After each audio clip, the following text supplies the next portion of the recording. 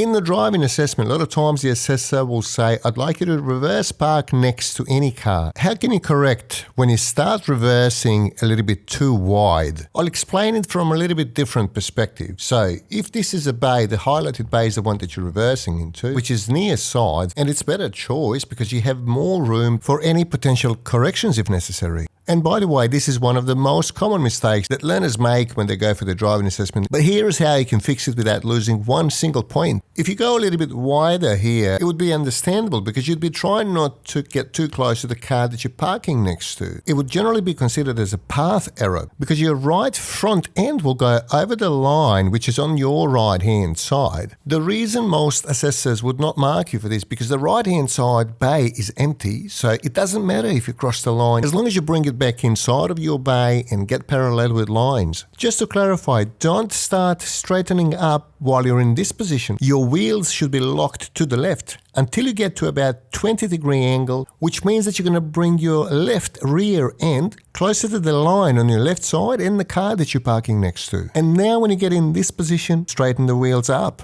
Don't be discouraged if you can't reverse park perfectly every time. Even the most experienced drivers sometimes have to make corrections. And if you're using the 3 lines guide or 3.5 lines guide, depending on the size of the vehicle you drive, you have to understand that every time something's going to be different. So you will never ever encounter an identical situation, which automatically means that you're going to have to be ready to make timely corrections if necessary. I have to mention that one of the most important things when you're driving is your coordination of your acceleration and your steering. But that's the topic for one of the upcoming videos. As always, feel free to ask any questions in the comments below. Thank you for watching and I'll catch you next time.